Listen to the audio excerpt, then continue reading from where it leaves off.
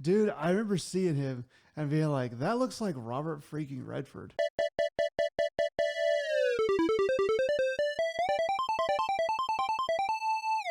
Hello and welcome to another Dead Pixel.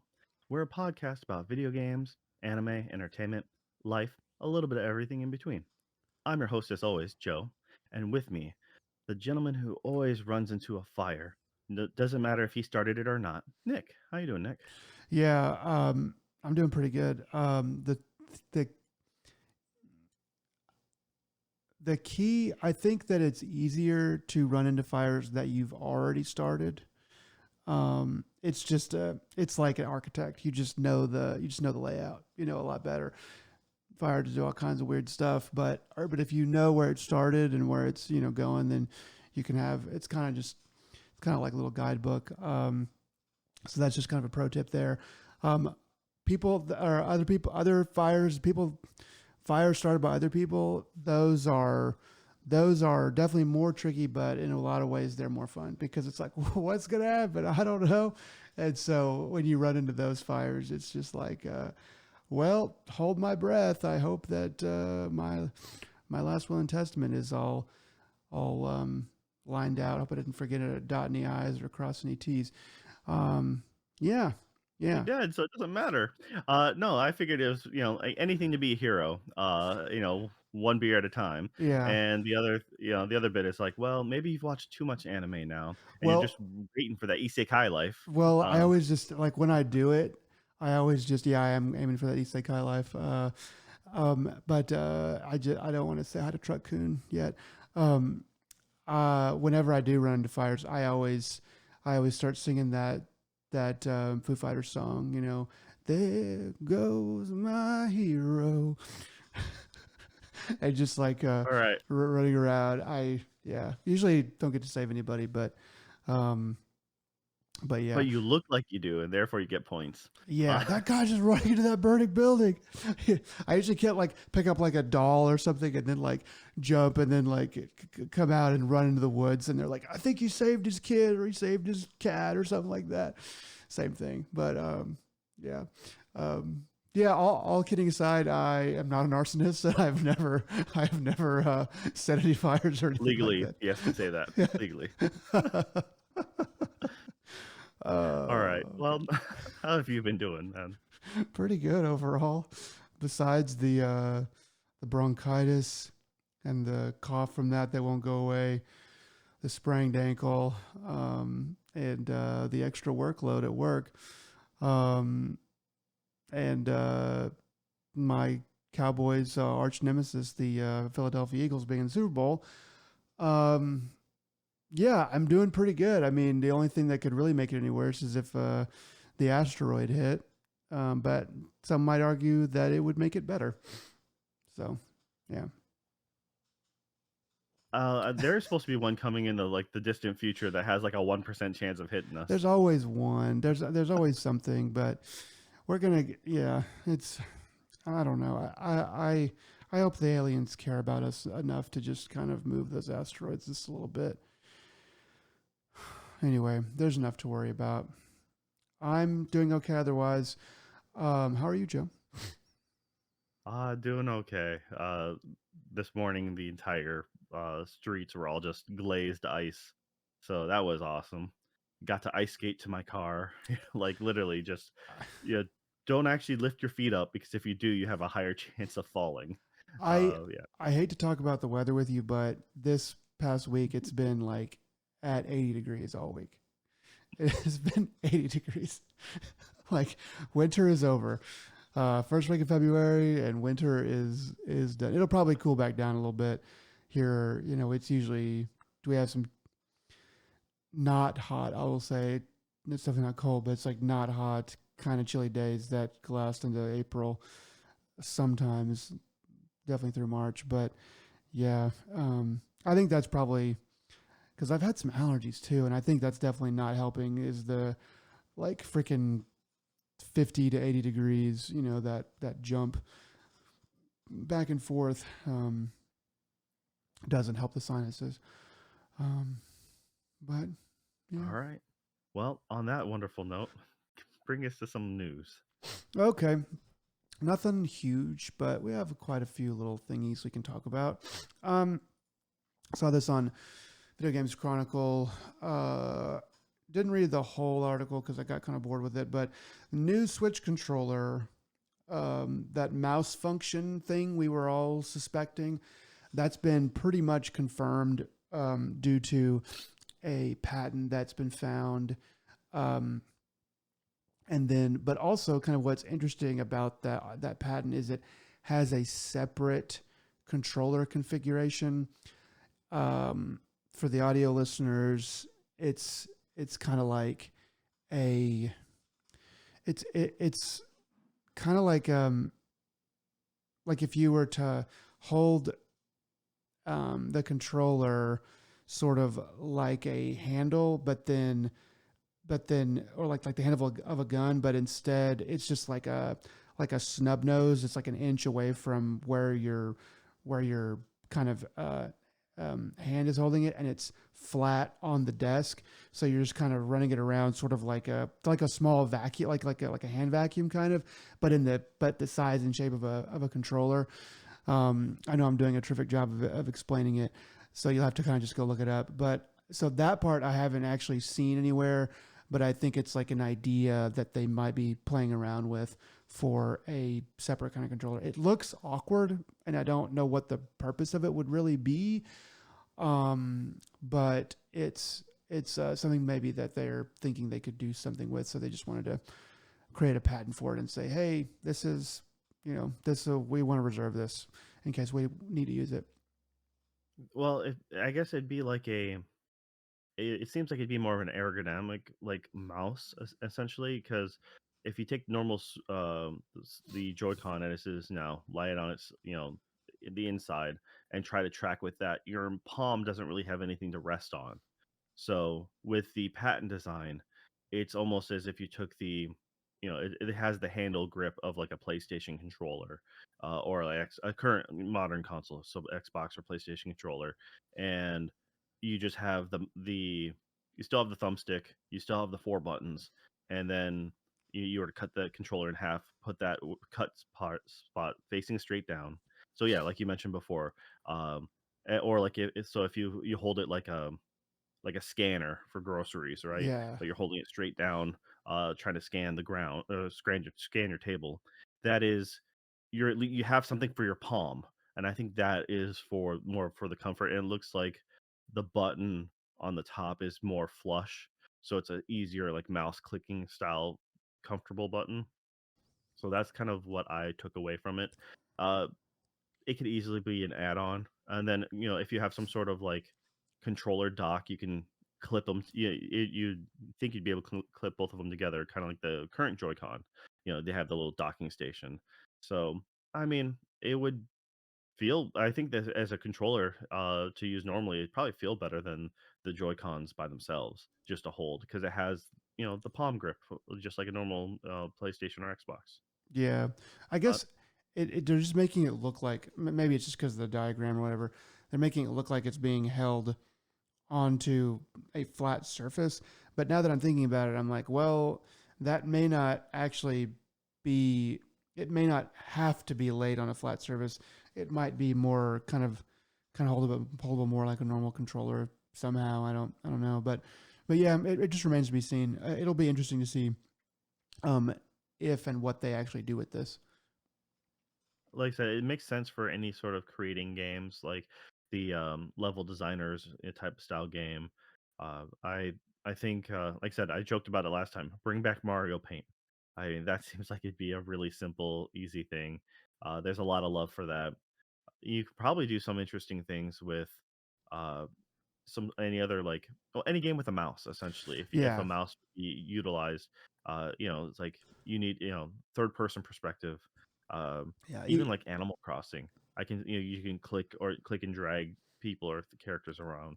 I think that might be okay. yeah. Some kind of hybrid method is really interesting concept because there's a lot of times in games where I'm like, I only need to do this like once every 4 or 5 hours, but it would be really helpful if I could do this one little thing with a mouse. It would just make that little part easier. So if you already have the capability in your hand just go, oh, okay, this is going to take 20 seconds normally with a controller, or it could take 10 seconds or 2 seconds with this mouse functionality. Okay, now I'm back to my other stuff. Yeah, it's there's definitely room for it, I think, in games. All right. What else you got for us? Next up, this one's kind of interesting. Everyone knows how much I hate early access games. So anytime that I see that war on early access progresses, I like to announce it.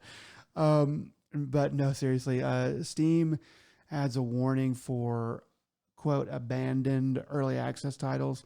So basically, when you go to buy or look at somehow, I forget how the article points it out, but whenever you go to look at or buy a early access title, Steam will say, "Hey, this has not been updated in over a year." If that is the case, and that way you can look at it and go, "Oh, I like this concept, it's really good." And then like because I know I've done that with several games where I've looked at them, and then like, "Oh, dang, I think I'm going to pull the trigger on this," and then I happen to see the last update, and I'm like, "Oh, it's been like a year and a half, 2 years." And then it's like you start to do a little research. Oh, people are saying that's pretty much it's probably abandoned, or there you find some news article where basically they say that. Um, so I just think this is a good prosumer, or pro consumer type of thing. And so it's just good to add, I think. Yeah, no, it's good to hear, for sure.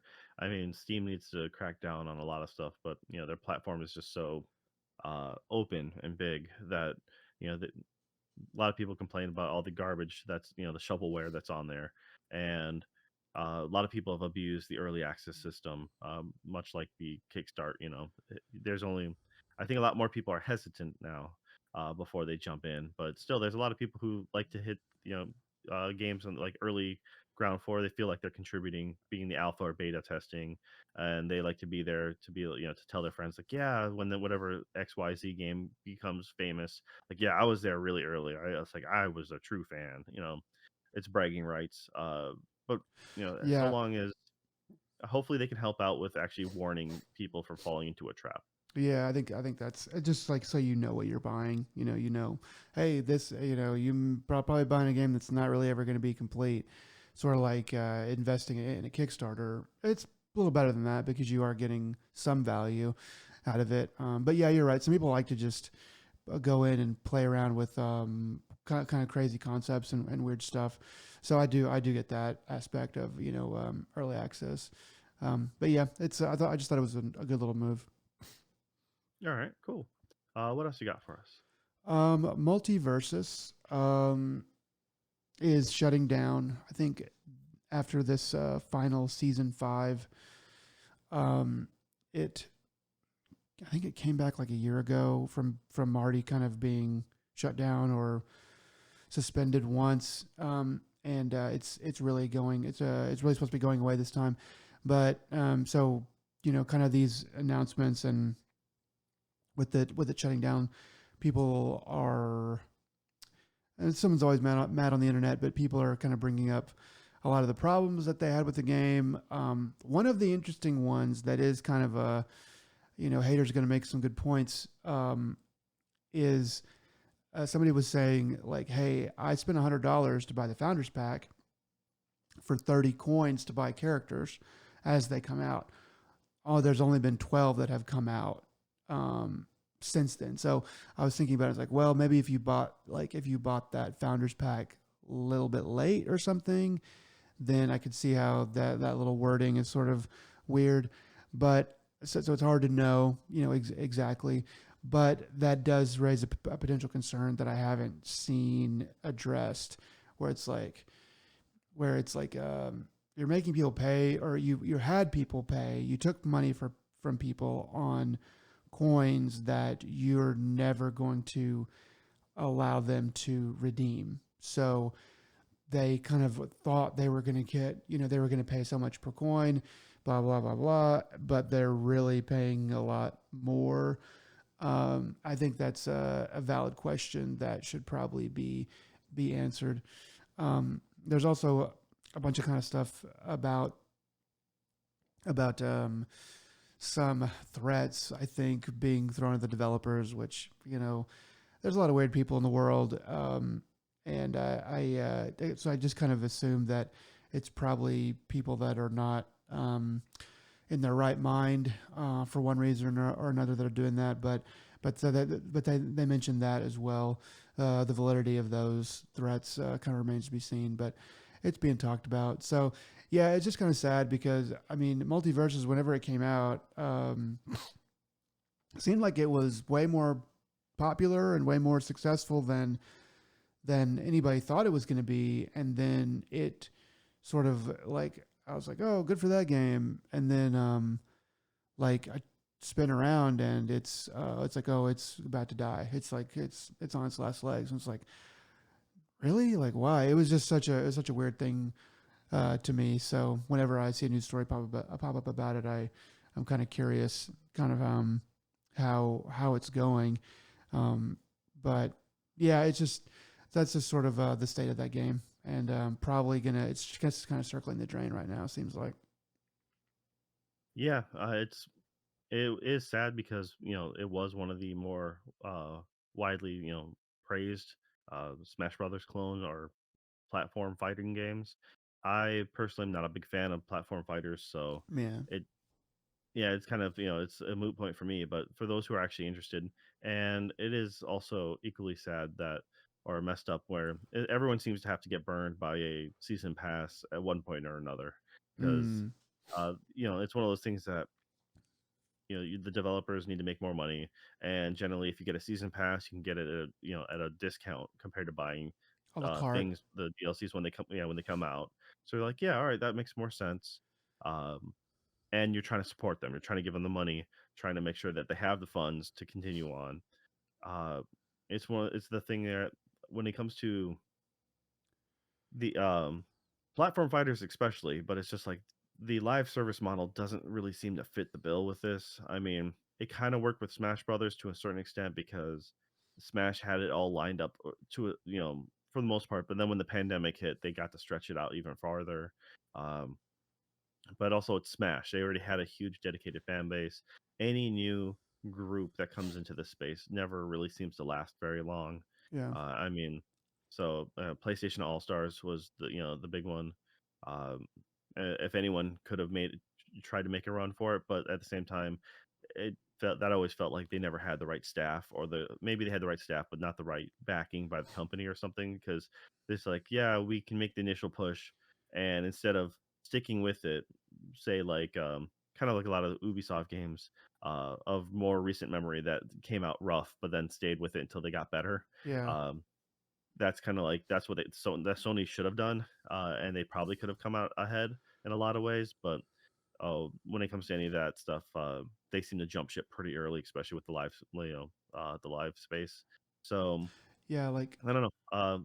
I'm not really sure what to say about like some people just don't want to play the same old Smash, or they want to play a new game where it plays slightly different because no one wants to play the same like five characters that are the meta best.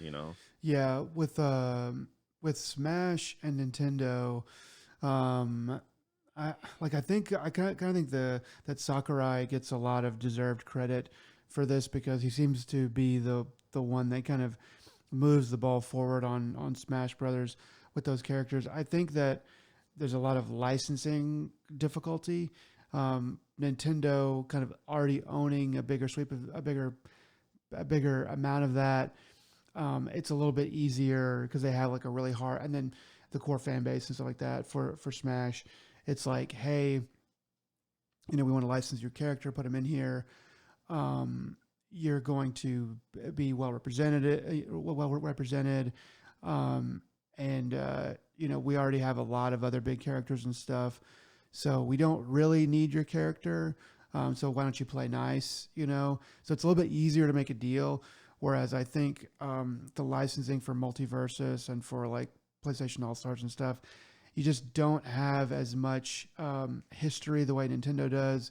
Don't have as much negotiation power, and I think that the people running those, I'm sure they're very hardworking, but I think you might have to be like next level, kind of a next level crazy hard worker, or dedicated in some way, in order to kind of wrangle all those cats, and get everybody to agree to licensing terms, because everyone thinks that their character should be worth more, or they're trying to get their own cut. That is just my conjecture and my thinking about why those games are so hard to make work. Um, but yeah, it just seems like every time one of these comes out, it's a it's a difficult process, all the way through, and it also tends to die a lot earlier than you would think. Yeah. All right.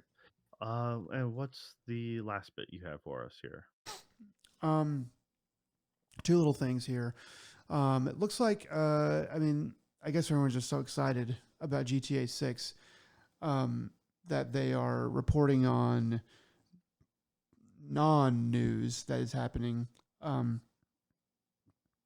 Basically, the developers are saying that they feel confident about GTA 6 coming out in fall 25. There's no delays planned, is one thing I read, and I just thought that was funny. I was like, you don't plan for delays. Um, you you you do go until you find that you have to delay, and then you make a delay. You don't plan for a delay. I got what they were saying, but it was just kind of funny to me. But yeah, so there's some non-news for you, I guess. No news is good news, I guess. And then the other thing is that there might be a PlayStation showcase on Valentine's Day. There seems to be some rumors going around that might happen. That'd be kind of cool. We're getting around to that time of year again. I feel like one of the showcases from last year was around this time. They started to pop off, which they will until the summer. So yeah, those are kind of the other two little things that I saw. All right. Yeah, and then just real quick, I did see that there's supposed to be a Xbox indie game showcase coming, and that's going to be at the end of the month, looking like the 24th. So, yeah, that might have some interesting things. I mean, it's with what all that's been going on with Xbox and uh, them coming out with, or supposed to be coming out with like Forza on PlayStation, and they're really trying to push. Uh, they're trying to sell to us all the fact that it's a good thing that Xbox is going to every console, and all I can think of is like you're happy that you're going to become a Sega, but they're trying to market themselves as being like, no, there's going to be a reason for us to have our own console, and then that we're going to want it. I really want to see what their sales pitch is. I want to know why I need to buy an Xbox, whatever the new one is, because it's really starting to become a hard time to be like, yeah, maybe I should buy the new Xbox. No, I mean everything else is like if everything can play it, if everything's an Xbox, and I can use Game Pass on any system, and you're actually having like actual physical games to buy on your competitors, uh, yeah, it's kind of wild. So it's just like they're either going to do something really smart, and it's like, wow, this is genius, or like I'm leaning more towards like, yeah, you guys, this is the fall, and it's just like I Well, okay, so who's there to stop them? Who's telling them watch out? the only things that I can really the only like it's like, okay, uh let's say they're making these bets, and the bets are going to be correct. What would those bets have to be? Well, they would have to be, one, that cloud gaming is coming, and that consoles, which it is, but that basically that consoles will cease to exist, and that a computer, is going to be, even a low end computer, is going to be all that people are really going to want to have in order to game. Um, the other thing is that traditionally console manufacturers, that they've made very little money, if not broken even, on console sales. So if you like do all the bottom line stuff, then it's like, well, Sony spent all this money and they got all this revenue, but they really only made like 2% more in console sales, whereas and they did all this work for that too, and they made a lot of money off of games, but Xbox like didn't do like let's say they just stopped making consoles eventually. Xbox didn't waste any time or money on consoles. They just did games and they were first to cloud gaming or they were the main ones on cloud gaming. So they ended up making more money in the long run or it's like over the course of these like 10 years, let's say after everything pans out. That would be what it would take to me. That seems like what it would take to me. Um, I just, but like otherwise, it is kind of like, what are you doing? But times are still the times are changing.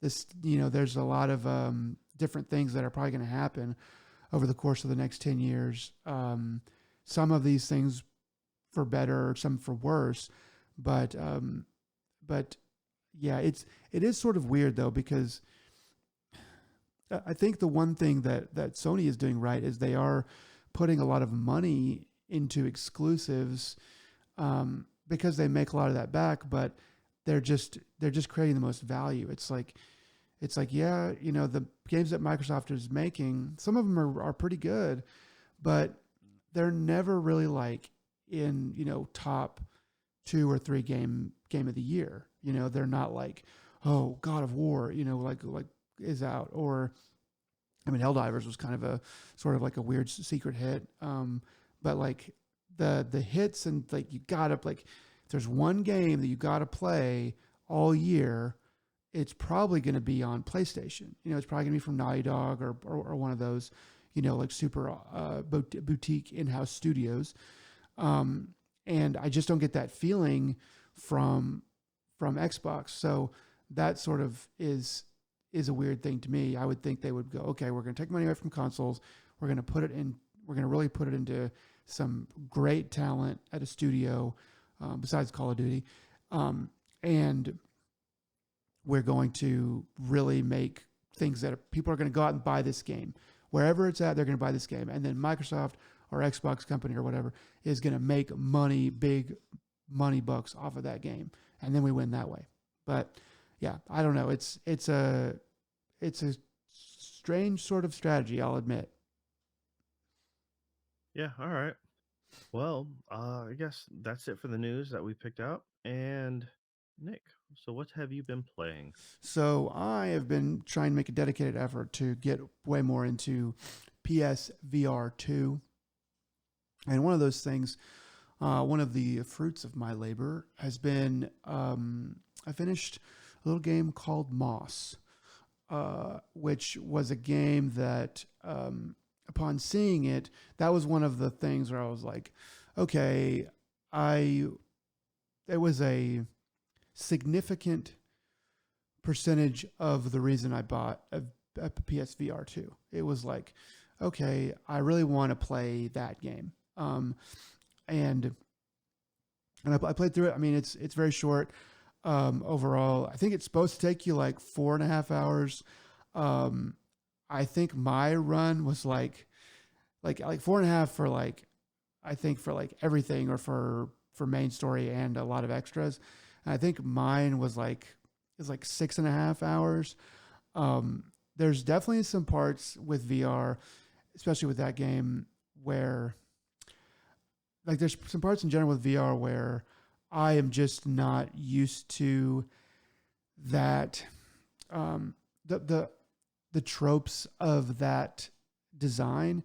And so a lot of times I will look at a puzzle or I'll be in a room and I'll just kind of like be like, what am I supposed to do? And I'll just kind of have to look at it for a really long time. And then it'll finally come to me. Like it's just, I'm just not used to thinking in a like 3D space that I have to like step into and move my head around. I don't know, for whatever reason. But about the game, Moss, it came out in 2018, and it is just it's just a fantastic, cute little game. It's also a little bit easy on the VR sickness, because it's a little bit more traditional.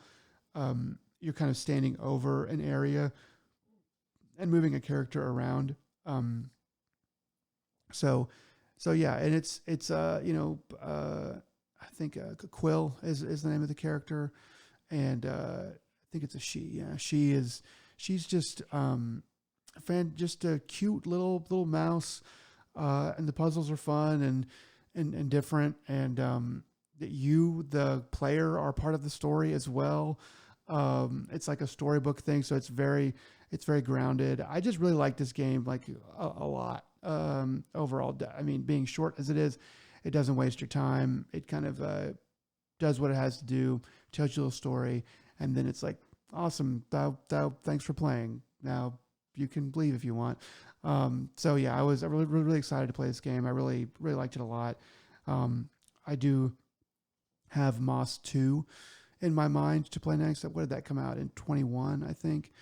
And so I'm really excited to play that as well. And yeah, just I can't recommend it enough. It's like if you already have a PSVR 2, or I think it's on some of the other systems as well. I'm almost positive. But if you have some sort of VR, then you need to just buy this game. Well, either wait for a sale or whatever. But it's worth having.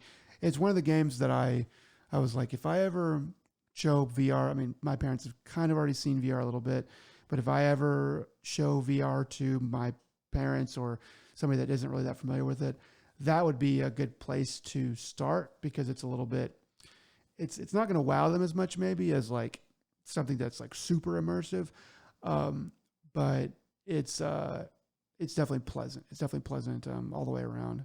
Yeah. Anyway, a really good game. Yeah. So the to answer your question, Moss is also available on Oculus and Windows technically. So it came, yeah. So it's pretty much came out at the end of February of 2018, and PSVR one. It was that's what it was for Right. originally. Very good example of VR, good selling point. It was one of my early buys, and then Moss 2 came out at the end of March in 2022. So yeah, that one's not as it's nice because once they actually brought Moss 1 to the PSVR 2. I think that was just a small upgrade, that you had to pay for, and that was well worth it. Um, you can usually buy these as a set. Uh, I really like these games a lot, and yeah, I'm glad that it's helping you getting help get you over your VR sickness, because VR legs are a thing. Um, especially if you're more prone to motion sickness or so, but it's just a matter of kind of don't fight it. Like don't you can push yourself with VR, but when you start to feel it, like take a break, come back to it. Like don't just sit there and be like, I'm gonna muscle through this sickness and keep on going and then go for another like half hour, because sometimes that can make it way worse, and then it leaves you with a bad taste in your mouth. Sometimes literally, and then you don't want to associate that with PSVR or just VR in general. You don't want to associate just that nausea being like, yeah, that's not a good time. So yeah, I'm glad that you got a chance to go ahead and play with this. Uh, it's one of those things that there's very few games that are this level of just great like experience and cuteness.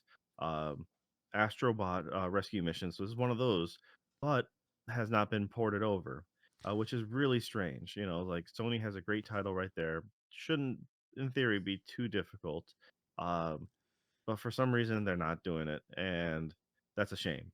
And you would So think too, I with mean, like Astrobot winning all these awards and accolades, and I'm sure the sales have been good for it. You would think that they'd be like, oh yeah, let's go ahead and that rescue mission.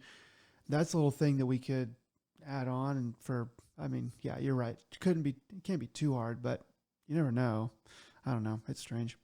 Uh, yeah, granted, they were busy making the most recent Astrobot, so yeah, their hands were tied. But now they're hopefully freed up a little bit and quick pump one out. But no, that the Uh, Moss is a great game. I highly recommend it to most people, and it's a really easy, you know, uh, it's available.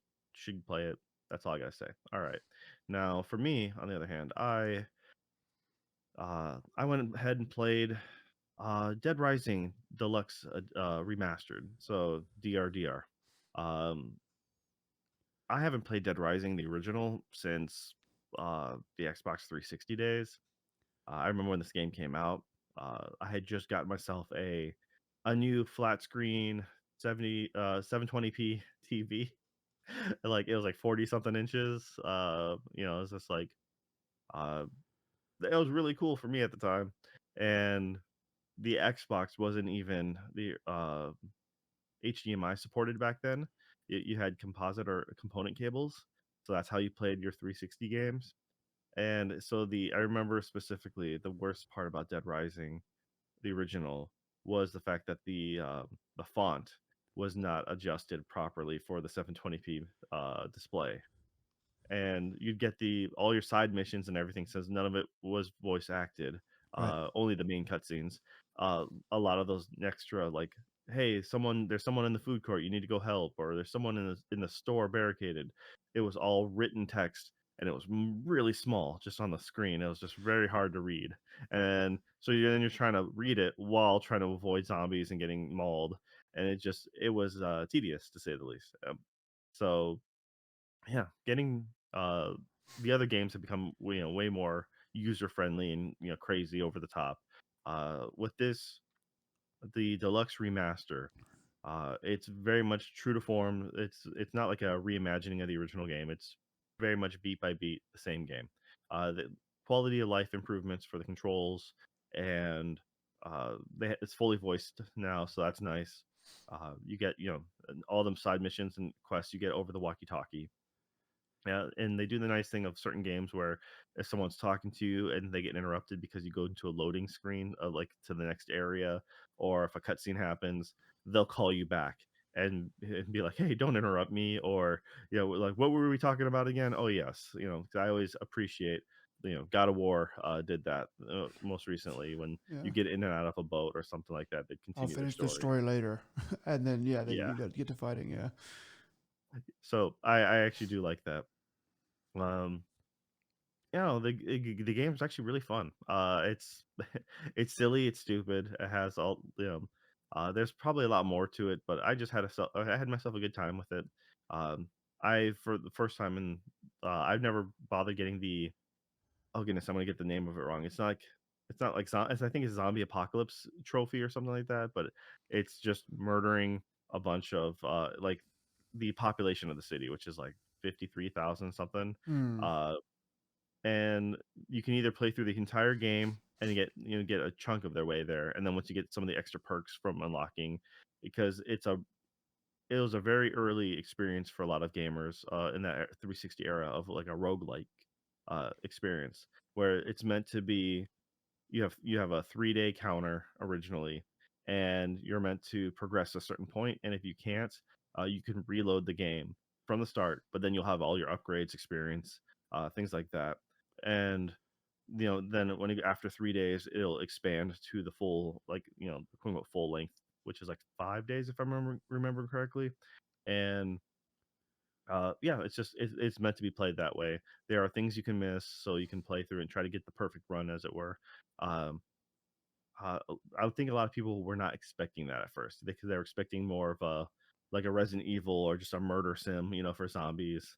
Uh, Right. and it was so early on the trophies, that a lot of people didn't understand what to experience or what to expect from trophies. And they really took advantage of just doing the crazy silliness of it, like um, riding the zombies or getting a trophy for taking a parasol and like running into a bunch of zombies, stuff like that. So yeah, it's just like it really did trigger that nostalgia factor for me. I'm like, yeah, I remember, because I remember selling the 360 when it first launched, and then I remember having, uh, working the counter, and also I remember when this game first came out. So it's like, yeah, this is probably the definitive way to play it for sure. I'm enjoying it. Um, I don't know if you're ever interested about the original Dead Rising, this is probably the most approachable way. I know you can get it on Steam like uh, or even the older version. And then at least if you have it on Steam, you can do extra mods and kind of go ham on it. But for a console experience, this is really solid. So I'd recommend it if you're into anything like I just mentioned, the roguelike experience, the bunch of zombies. They tightened up the aiming, the combat, and it just feels better. So I'm almost I still have the original game. I'm almost afraid to try to go back and compare it Yeah. because I'd probably just get angry and just be like, no, no, no, I can't. I feel like it'd almost be unplayable after experiencing this. Um, so all right, that's really it about Dead Rising, and then all right, Dead Rising Deluxe Remaster. But the other game I was playing this week was um, Call of Duty Black Ops 6. Uh, I'm a I'm a fan of Call of Duty games. The more recent Modern Warfare series that they've been remaking has been a lot of fun, and I'm primarily just a story person though. That's the thing is I'd rather play through the campaign. I don't care about their Warzone or their multiplayer. I don't care about prestiging. Uh, I just generally like the goofy off the wall uh, crank it up to 11 story that they always have. Um, and this one, so I forgot that the last one was Cold War, and I didn't play Cold War. So yeah, Call of Duty Cold War happened, and then this is very much a continuation of that story. So it's just like I don't quite understand the whole thing. I'm not even sure Mm, if I'm the same character from the first one, because I remember the original the original Black Ops 1, 2, and 3. Frank Woods was mostly the main character. They kind of changed it up, I guess, and so they don't even give you like a filler. Like you kind of you get contextual things from their dialogue, but you don't get a whole bunch of anything else. So it's just like you're just kind of like left to flounder, but just roll with it essentially. yeah. So and it's all right. So the minute to minute gameplay is fine. You're essentially a group of CI people uh going rogue or going dark for for a reason. You're trying to uncover a plot, Mm, and essentially you have to. So you have a base, which is a former KGB like safe house, and they added some like RPG elements to it. Is the best way for me to say. So when you go through levels, you can earn or find currency. You can, and then in the game, you can also find like saves to crack, and if you crack them, you get more money, and those money that with that money you can then buy workbenches at your outpost and the safe house, and then you can buy yourself simple upgrades. So that's why I say it's like RPG like elements, because you can buy yourself the ability to reload a little bit faster, or you can carry an extra magazine. Then you can upgrade that to carrying two extra magazines. Uh, you can have better efficiency with certain throwable weapons. Like the throwing knives. Using stims. Uh, you can automatically pick up armor plate, and then you can make it upgraded to you automatically equip armor plate to help save you some time and effort. Things like that. So it's like it's kind of nice and it's kind of neat. It gives you something a little bit more to explore to find, and for me, I kind of like it. Uh, but at the same time, it's all just not necessary. Uh, I'm pretty sure it might help a lot more if you're playing on a harder, the harder difficulties like veteran or anything like that. But I'm just playing on the normal default, and it's an enjoyable game. That's all I gotta say. It's not like it's not crazy difficult. It has it's all about conspiracy. The Black Ops series has always been about conspiracies and who to trust, who you can't. Um, it's yeah. I mean, there's but not much else to it. but It's like a Black Ops otherwise, like the story. shooting's good and all that stuff. I mean, it's kind of the thing is like, oh, nice tight shooting and bam, bam, bam, and you're just like kind of feel like you're really in it. As far as all those things, I mean, it's Call of Duty, so it's probably going to be really good on all that, right?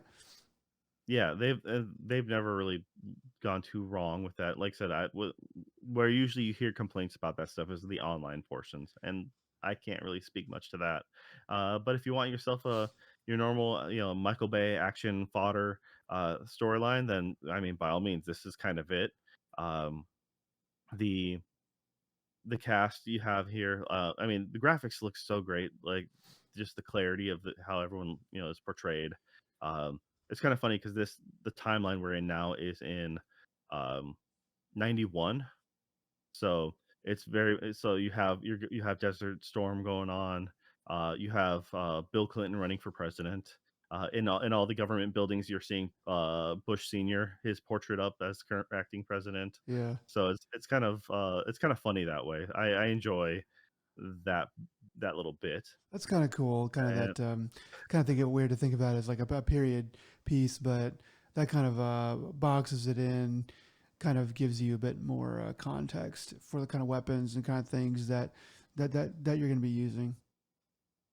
yeah, in fact, at one point in the game, you're actually you're trying to take a photo of a senator at a um, it's at a location, so you need his retinal scan, so you have to take a nice enough photo.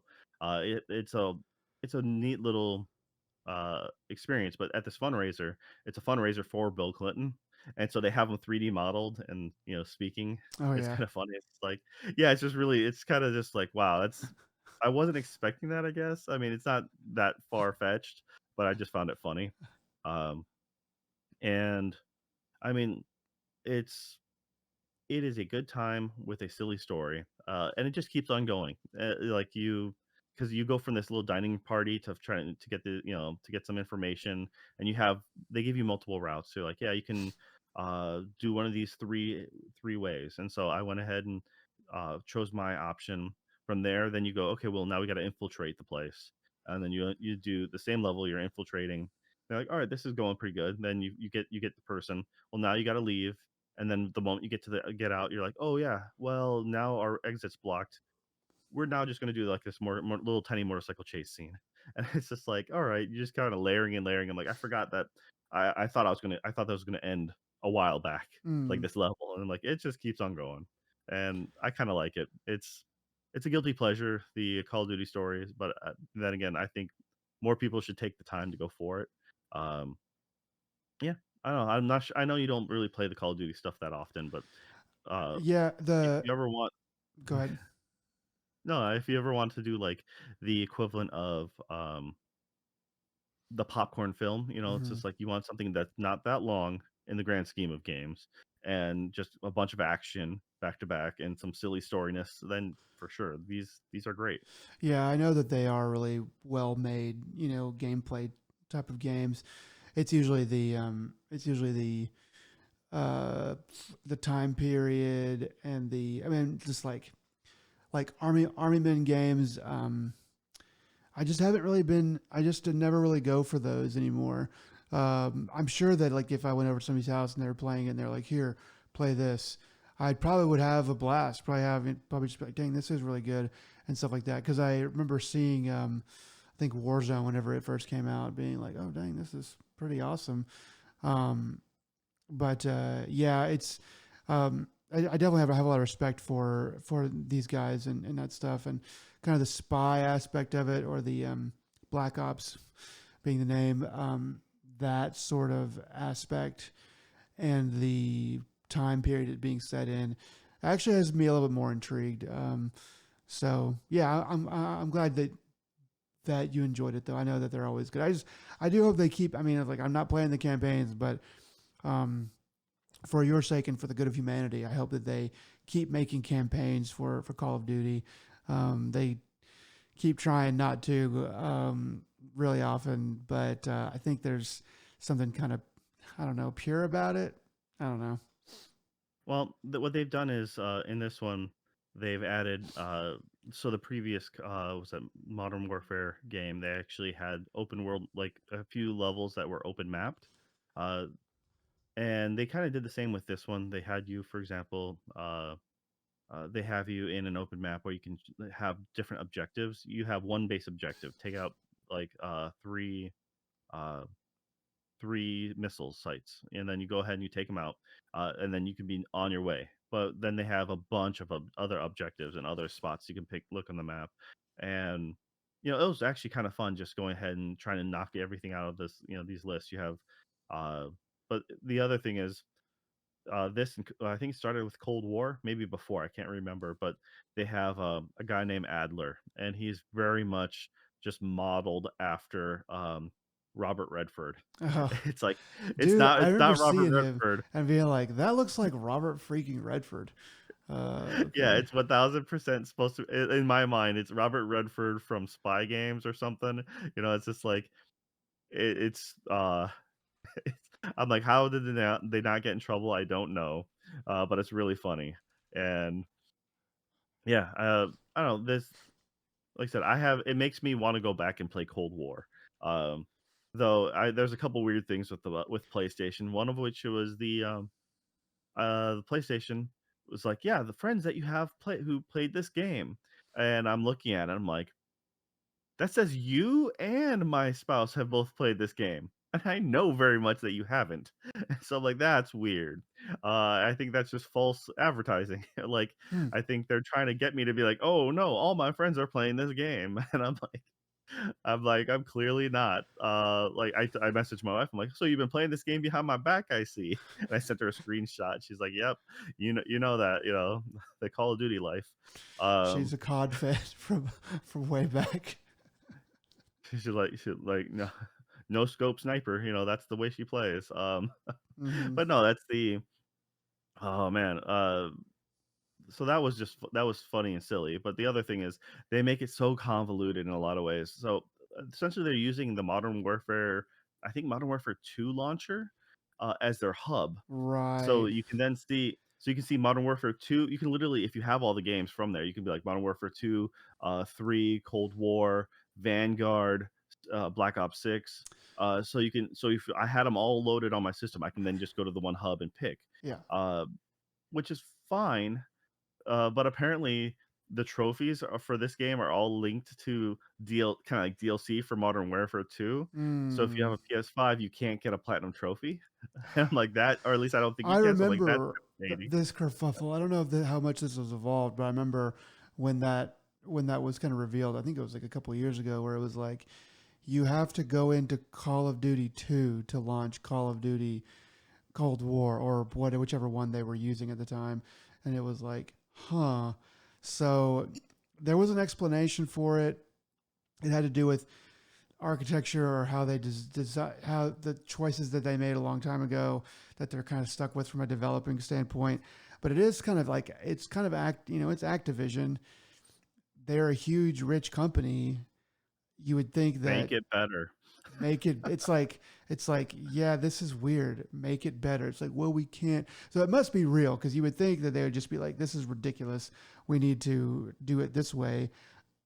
I, but so I don't know. I'm not. I know making video games is hard. So I Yeah, guess. I mean, the other thing is, they let you manage your files. And so I thought I had downloaded the campaign when I first loaded this thing up. Because generally, if I'm ever given the option to download campaign, download story, or multiplayer, I'll always do the campaign, and I'll just not go with multiplayer.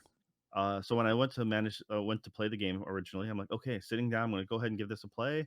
And I look at it, I'm like, oh, it says the campaign's not downloaded. That's weird. That's like 50 something gigs of the campaign I have to download now. I'm like, dang it. All right. And like, let me go to manage files. I looked, I'm like, sure enough, but I have like 70 something gigs or like 70 to 100 gigs of multiplayer on here. Well, forget that. Let's delete that, and I'm gonna go ahead and download campaign. And it's just like I delete it, and then I would go to download campaign. It's like you have to you have to download multiplayer before you download campaign. I'm like, wait a minute, why is it parsed off then? Why do you let me delete it? It's like Uh, so it gave me the option to delete it as a separate file, making me think it was a separate unit. Nope, I had to re-download all that multiplayer that I just deleted, and then re-download. So I'm like, 100 and something gigs later, like forever later in time. I'm like, yeah, it looks like I'm not playing this evening. This is a great way to start my game. Uh, yeah, they make it very difficult to enjoy because they just keep on force feeding you or trying to ham fist the um, multiplayer aspect. And I'm like, I just don't care. I don't care about your Warzone. I don't care about your multiplayer. Now they do have some in this one, at least they have the zombies mode and some other multiplayer. So if you have friends who are playing the game, you actually have other objective missions or like things to do, which is great because they in the older games way back when you used to have like special ops campaigns to do with friends. They weren't necessarily the story mode, but it was just other objectives, which I appreciate. Uh, but no one I know plays Call of Duty anymore. That's just how it is.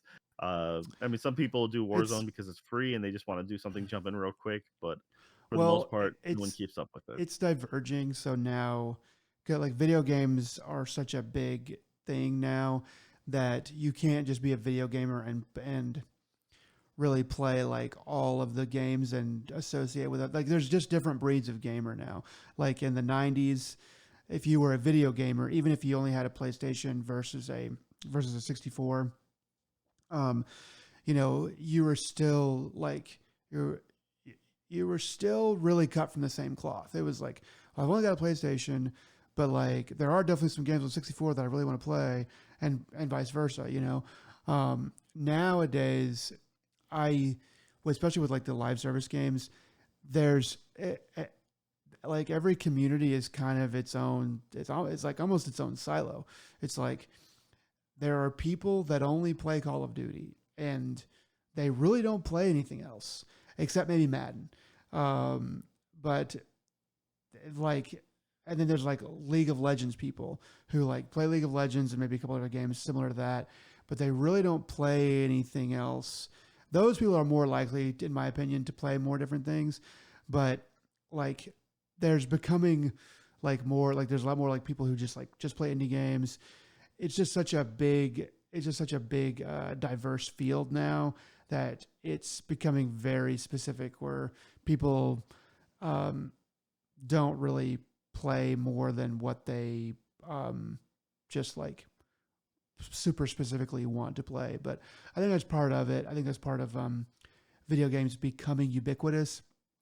Um, is that there's so many different kinds of things that there really is something for everyone in that way. Hey, I can't hear you. Still can't. All right, There you go. we good? All right, good. Ah, we're good. Every now and then, OBS likes to do a kerfuffle. So, all right. Uh, as far as the Black Ops goes, though, this newest game is great. I still am very much a fan of the idea. Hey, why don't Activision go ahead and just sell me a campaign? In fact, you can sell the entire last handful of campaigns, make it a giant disc set because that's all I want. I just want the campaigns. I like the good, fun stories, over the top action. So, all right, Yeah, well, like well, just like you're saying about that, real quick. Like you could, I mean, yeah, that's an idea. That would almost be something that I mean, people probably wouldn't like it. There'd be people mad about it, but I don't think I'd be one of those people. I think if it's like we repacked the last, four campaigns or however many campaigns, we put them all on one game, and you can buy it for $70 or whatever. I would raise my eyebrows at that. I'd be like, okay, so you're selling me old campaigns, but like it's all a bunch of stuff that like I didn't want to pay singularly for because I'm really not going to be doing the multiplayer, which is really what that money that I'm paying is really going for, you know. So yeah, I think I would definitely be into some kind of repack.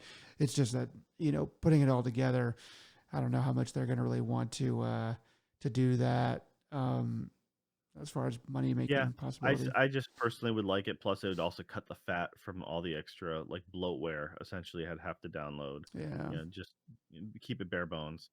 All right. It's a good game though. If you want to check, if I recommend go to a library, check it out. It's a great weekend game. You'll be done over the weekend if you want the campaign. And who knows, you might actually like the multiplayer and spend more time in it. I mean, I know that this year's zombie mode has an Easter egg where you go around hunting and you can then do like a bowling alley, like a legit bowling thing, Mm-hmm. where you're supposed to be hitting zombies as they're running across the lanes. Some stupid stuff like that. Yeah, That's fun. they've always they've gone ham with some of that.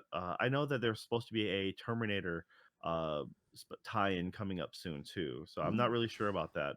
I unfortunately will not have the game anymore by that time. So, yeah, I'm kind of curious to see what that'd be, because those events I think are really usually well done, and it's a fun thing that if I was into the multiplayer scene, I would most definitely be wanting to do that. Just like a couple years ago, they did really neat skins. They did like the John McClane skin for like $20, and I'm like, if I was in that realm, I would hands down buy that skin. That is targeted towards someone like me, and I could see that I would probably do that. But all right, um, that's what we've been playing this last week. Now let's go to what we've been watching. There's a few things that on your list, so or at least one watching and one audiobook. So yeah, let us know what you've been doing. Yeah, so I've been trying to watch. Been trying to watch a lot of anime, actually, and so I've almost caught up on Shangri-La Frontier on the second season. I didn't realize that there were so many episodes out for the second season. So I'd watched all the first, and then I'll be looking forward to talking about that probably like whenever I catch up, because I've I have some thoughts about that. But as far as some other stuff that I've been watching uh, in the realm of live action TV, there is a TV show called Severance on Apple TV. The first season was 3 years ago, and I don't know why it wasn't re-upped immediately. I know there was some talk about whether or not it was going to keep going or whatever, but it was a fantastic show. I really really liked it. It had a fantastic cliffhanger. It was really unique to me, and very serious, dramatic in a lot of places, but also just hilarious. But not, but like it, like not in like an Anchorman kind of way, not in a like, haha, we just like, not in a How I Met Your Mother sort of thing. Just like funny things that happen in the show that I don't know, it just feels like the show is giving you like a wink and a nod. So it's like, oh, I didn't laugh at all. It's like, well, maybe some of those jokes just kind of went over your head, or it's just not really like your thing. But so you wouldn't even notice it then. But I found a lot of things in that first season like really hilarious. The second season is back, and I wanted to wait till the third episode at least to talk about it, because I was really afraid that after 3 years, I didn't really know what they were gonna end up with, but they have they pretty much hit the ground running, and pretty much just just picked up right where they left off. It if you told me, like, if I didn't know and you told me this is season one and a year later, and they just went straight in and filmed, and then a year later season two came out or whatever, I'd be like, okay, yeah, that I'd see no weirdness in that. So it's really impressed me that it's kind of picked up where it left off, but also it's advancing. It's like there's some things in the first season, like it was a little bit slow to begin. If I'm being really, I thought it was good, but I'm like, just the first one or two episodes of that first season, I was like, this is kind of slow. But then it really got going. And in this second season, they just come right out the gate. They already have so much set up. They have so many things to accomplish. They have so many like mysteries and stuff. And they just, it's just a really good show. It's definitely my favorite show on TV right now. It is very weird. It is a very weird show. Anyway, so it's episode 4 as we record this is about to come out very soon. But if I recommend going and watching a trailer for the first season, not the second. because that'll probably be revealing too much. But watch a trailer for the first season and watch that first, because it's definitely worth it if you are interested at all. But I highly recommend it for anybody that likes sci-fi. Um, if I had to like oversimplify it, I would say it is the science fiction version of 1999, the Office Space by what's his name, Judge Mike Judge. Very different, but it's like if I was gonna really oversimplify it, I would say Office Space, but sci-fi. Anyway, it's a fantastic show, and I just can't recommend it enough. I love it. All right. Is it on anything other than Apple TV? No, that's kind of the thing. Is it is a Apple TV. It is Apple TV original. You know, it is spearheaded by them. Apple TV pound for pound probably like the I don't know. It's hard to say. With Netflix, you get the most, but you get so much junk. To me, at least on Netflix, it wasn't always that way, but that's the way they've gone. And even some of their bigger, better stuff, I'm just kind of like, well, that was fine. So as far as like quantity, yeah, you want to, if you always want to have something to watch, Netflix is obviously the way to go. But as far as like the best shows that I've seen, even shows that I didn't really like all that much, but I still respected and thought were really good. Apple TV has been the best for that. After that, maybe like HBO Max or something like that. But yeah, so Apple TV, they used to charge like $6 or $7 when they first came out because they didn't really have anything. They're charging $10 now because they have a lot more. Yeah, it's one of those things. I would say just go watch a trailer. And if you think it's something that you would like, there's not that many episodes out. So and with Apple, you can pay for 1 month.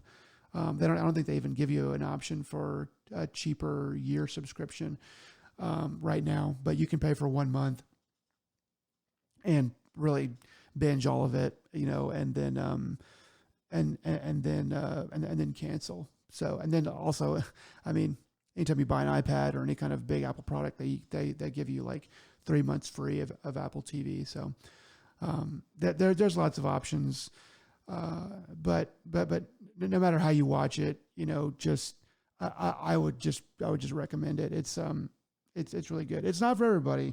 I will say that because I've talked to people at work. I've recommended to people at work and be like, hey, this show's really good, and then they go and watch like a little bit of it, and they're like, I don't like it. I don't get it. And that's perfectly fine. It's to be expected, but it's just I just feel like I have to evangelize for it a little bit because I just like it so much. All right. It does look like the first season did get a DVD and a Blu-ray run, so Oh wow. chances are a library network would have it. So if your library doesn't have it, you could probably check it out for the season one, and then have them ship it over to your library. That's another option. Yeah. All right. Well, that's cool. I remember you mentioning the first season when it came out, and the main actor is that Adam Scott? Yes, that's right. Okay. And I've liked other things he's been in. He plays a good jerk character. He was in The Good Place, and He he played he has a the he has a fantastically punchable face. Um, but especially in that, because like the way they make him look in that, I don't know how they do it. I think it must just be his acting ability too. But he just looks like the most smarmy. Like what? He's an imp in that, right? oh yeah. Yeah, so he's good at coming off very smug. Yes, for Yes, sure. so smug. Well, in this show, he is exactly the opposite. You're just rooting for him, and he just has. I think it's kind of the way that he holds his face, the way that he smiles, like um, to make it into an anime. he in the Good Place he kind of smiles with his eyebrows pointed down, and then in Severance he smiles with his eyebrows pointed up. Um, and it's just I don't know. He's a guy that I think you really root for. Um, and then a lot of the all the characters are very individualized, very much have their own goals, and it's and there's tons of mysteries and stuff. It's it's also, I should say, I know I said this before when I talked about it the first season, but it's produced by and sometimes directed by Ben Stiller, like the Ben Stiller, and you can definitely in certain episodes and certain points in episodes, you can definitely feel his sense of humor on it. I think like maybe if I didn't, I don't know if I watched the whole thing and then found out, I don't know how much I would think that, but having known that going in, I was like, oh, that's kind of weird, you know. And seeing it, I'm like, okay, yeah, that definitely feels like Ben Stiller sort of winking at me. But yeah, anyway, it's good. All right. Cool. All right. So what is the audiobook you've been going through? Yeah, so I just finished an audiobook. I've been doing a couple. Not too long ago, I actually finished Stormfront, which is the what's it called? The something archive. No, I'm thinking of Stormlight Archive. No, I'm thinking of dang it, Jim Butcher, Stormfront. It is right on the tip of my tongue. Anyway, that was good, and I'll probably talk about that a little bit more later, maybe after I do a couple more in that series. But the one that I just finished that I'm going to talk about now is a little book called The Last House on Needless Street. I had heard about this in passing a long time ago somewhere. I remember hearing that it was good. So when I was scrolling through Spotify audiobooks, I saw it and I was like, oh, I know I've heard about that. And so I was between books and I decided to give it a listen. And it was pretty good. The first couple chapters were a little bit disjointed, and I was like, what is going on here? It was hard for me to figure out like where they were getting to the like what the point was till about that third chapter when one or two other little things is revealed, and I was like, okay, now I see. Now I have like a fixed point of like where we're going with this. But it's very hard to talk about this book because there are a lot of, I'll say, twists and turns. There's a lot of things that you think are one way, but they're really another way. And so I can't really talk about too much more than that. But I think the description of the book does a pretty good job kind of laying it out. It says like, there's like an older man, his daughter, a young girl, and a cat, a black cat. And what they like, the secret they have is blah blah blah blah.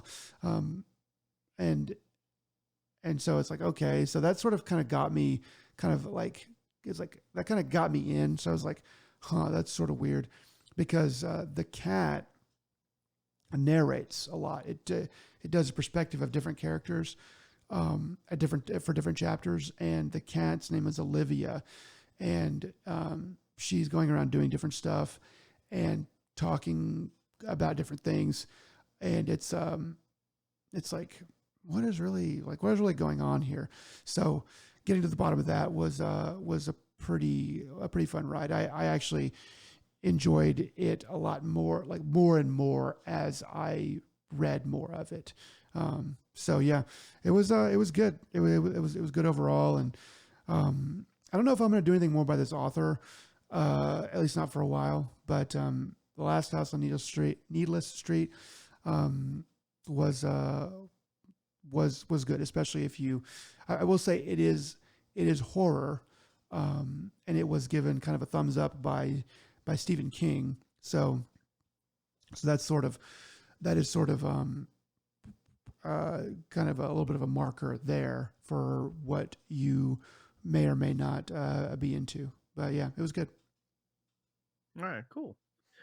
Yeah, and so that is it for this week. We're recording just a little bit earlier than normal, Yeah. and yeah, if you guys have made it to this far, we really appreciate it. Thank you. Nick, as always, what are some words of wisdom you can give to the people out there? Um, fire retardant clothing is always useful, um, because you can take it off, after it starts to burn finally. Um, and it's kind of heavy, but it works well in the winter, especially with that kind of stuff. So just make sure that you just always have some sort of fire retardant uh, you know bracelet on, even just anything is really gonna just at least make you feel better, if not actually protect you in any way. So yeah, that's my advice. Always keep a fire blanket in the car. That is Mm. my one thing, That's especially if you're actually in up probably north. pretty good advice. All right. Well then, until next time, this is ADP, episode 113. Y'all take it easy. Bye.